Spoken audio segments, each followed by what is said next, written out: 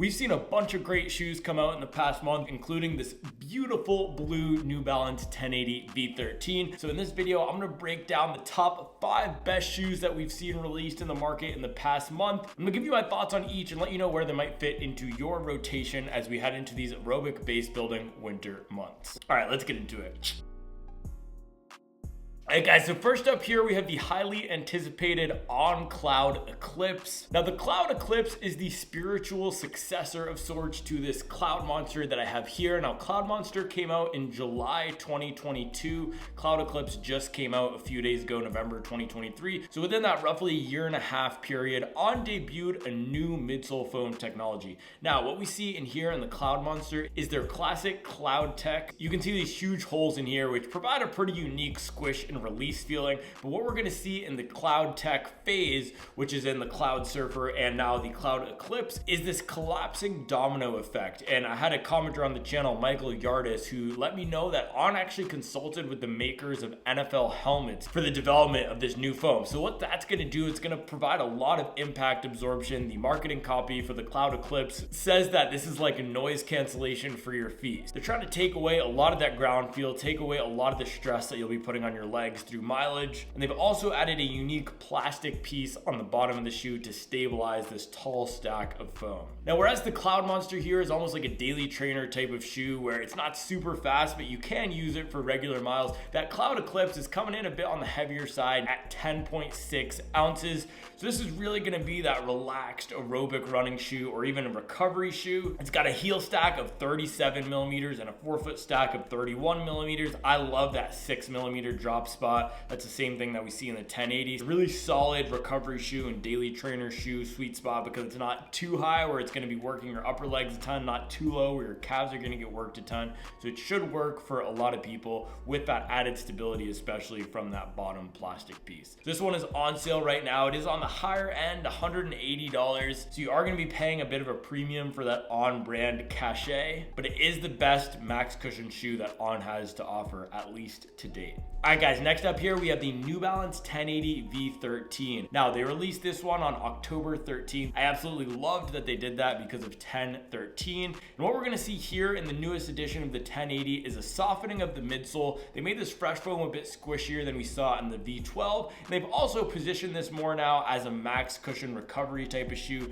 versus that do-it-all daily trainer that the V12 was. I've been getting in a lot of my miles in this. I'm coming off of my half marathon PR. I'm a few weeks out from that, but I'm still not back to 100%. I'm not hitting crazy workouts right now. I mean, some might say I'm hitting crazy workouts. I did 3 miles of lactate threshold reps last week. But anyway, I'm trying to take a bit more relaxed approach to my training at the moment until I jump into my next training block in earnest. And this shoe is a great companion for that. It's extremely comfortable. It's not too rockered. It's not too high. So it does have a bit more natural feel than you're gonna get in a lot of the other max cushion shoes that are on the market. This comes in at 9.6 ounces for the men's version. So it's not super lightweight, but it's also not so heavy that you're gonna feel weighed down. I will say it's not a fast shoe. You're not gonna wanna rip off 200-meter repeats at mile race pace in this, but what you will wanna do is just nice, long 6 to 10 aerobic efforts, just cruising in comfort, rebuilding your fitness or building your fitness as you head into those spring marathon training blocks. So this one is $165. It's about $5 to $15 more expensive than other non-plated recovery shoes. It's a beautiful looking shoe. It's really well made. The build quality on New Balance stuff tends to be extremely high. So I have no doubt that this one will get 350 miles for me, which is pretty good. So if you're looking for a nice max cushion shoe that you can use as a daily, but that leans more toward that recovery category, then I would highly recommend the 1080 V13. All right guys, next up we have the Brooks Ghost Max. Now, when the Brooks Ghost Max first got announced a few months ago, this had some huge interest on the channel, and that's because Brooks has traditionally done these shoes like the Glycerin and the Ghost, which aren't the most exciting. They don't have the bounciest foams. They don't have the softest, most pillow-like foams. They don't have huge rockers. They're just not the exciting shoes that we've come to expect in the max cushion recovery segment. Now, the Ghost Max is changing all of that for Brooks looks. It has a rocker, it has a new foam, it's that DNA Loft V3. It's gotten some really good reviews so far as that softer max cushion shoe. Now from some early insights that I've gotten on the shoe, it's gonna come in between the Saucony Endorphin Shift 3 and the Asics Gel Nimbus 25 when we're thinking about that ride experience. So the Shift 3 here is stable, but it's also firmer, right? It's using a Power Run EVA based foam, which is a traditional foam that's not gonna be the bounciest or most aggressive, but it is going to be a little bit faster. You can push the pace. Now the Asics Gel Nimbus 25 here is using the Flight Foam Blast Plus foam, which is really soft, really squishy, not aggressive at all, very relaxed, and also has a little bit less of a rocker than we're seeing in the Shift 3. So the Ghost Max is like they combine these two shoes. The foam is gonna come in right in between these. It's not the softest, but it's also not the firmest and most aggressive. It's gonna have a bit of a roomier fit than we're seeing in the Shift 3, but not so stretchy and knit like we see in the Gel Nimbus 25. So the Ghost Max is one of those sweet spot type of shoes that should work for the majority of runners out there. It doesn't have as high of a drop as some of the other Brooks shoes we've seen. That's another issue that a lot of runners take with the Ghost and the Glycerin. Those drops are 10, 12 millimeters. The drop that we're seeing in the Ghost Max is only 6 millimeters, which means it's gonna be a lot more friendly and approachable for the majority of runners. The Ghost Max comes in at 10 ounces, which is pretty standard for this max cushion recovery segment. Again, like that 1080, you're not gonna wanna push the pace in it too much, but it is gonna be a nice comfortable shoe for lots of miles. Now say if you want something with more of a rocker, the Ghost Max will be a good choice. Whereas if you want something with a bit less of a rocker, a little bit more of a bouncy foam, then that 1080 V13 is gonna be the shoe for you.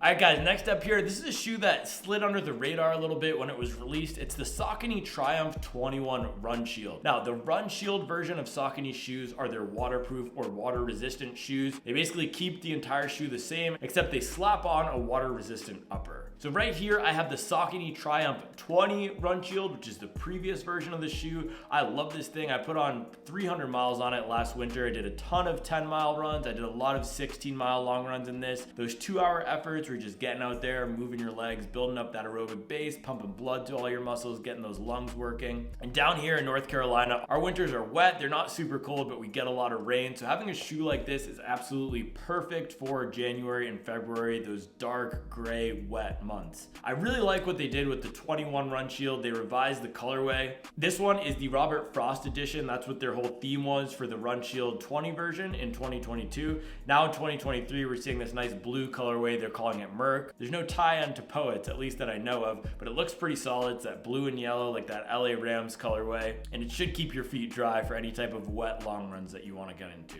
Now the midsole here is going to be the Power Run Plus, which is a beaded TPU. It's almost like that old school Adidas Boost, except it's going to be lighter and bouncier. It's also going to be super durable. So if you want a shoe that's going to chew up a bunch of miles for you this winter and keep your feet dry, I would highly recommend that Runshield 21. Now, although this is the new version, I do have to say a lot of sites are still selling this Runshield 20, and you can pick this up for about $100, so $70 cheaper than the Runshield 21, which is on sale right now for $170. The 21 is going to have a bit better lockdown in the heel area, but other than that, they're basically the same shoe. So it's going to come down to whether you want that little bit of extra lockdown and stability and new colorway in the 21, or if you want to save $70 and get this version of the 20. All right, guys, number 5 here, last one before I get into a little bonus one at the end. We got the New Balance Vongo V6. Now, this is the stability version of that 1080 V13 that I highlighted. I want to make sure to include a new stability shoe in this roundup as well, because I know a lot of you guys out there need a little bit of support for overpronation. So what the Vongo does is it takes that formula of the 1080 V13 with that nice, soft, bouncy, fresh foam,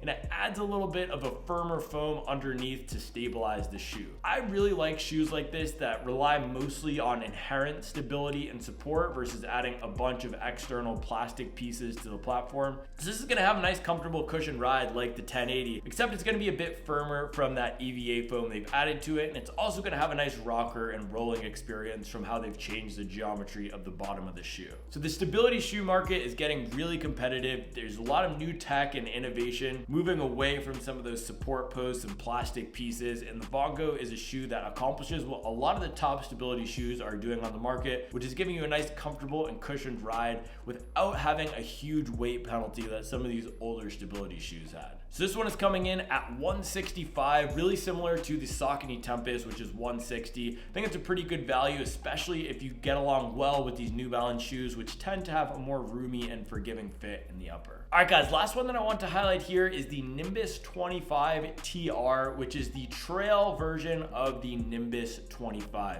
Now, the Nimbus 25 has this FF Blast Plus foam, a huge stack of it. It's very comfortable, and what the TR version is going to do is retain most of that formula and then slap a nice lugged outsole on the bottom. So again, this is a shoe like the Triumph 21 Runshield that kind of slid under the radar a little bit because it's not an all new model version, it's just a variant on the existing shoe. But it's priced right now at around $120, which is $40 on sale from the standard MSRP because the 26 is coming out soon. This is one of the best value shoes on the market right now, especially if you're looking for a shoe for winter that is a bit more of an aggressive, grippier outsole than a standard road running shoe. I know for a lot of you guys in those icy and wet climates, you like having a shoe that can navigate the snow and different off-road terrain paths for the winter. So if that is the case for you, you want something very comfortable, very cushioned for those winter months that can handle some of that off-road, rocky, muddy, or wet terrain, then check out the Nimbus 26 TR. Extremely good value at that $120 price point. All right, guys, so there you have it. Those are the 5 best shoes released in this past month, plus a little bonus one for you all. I hope you enjoyed this video. Leave me a comment below if you've tried any of these shoes so far. Thank you for watching. Thank you for liking and subscribing, and I will see you tomorrow.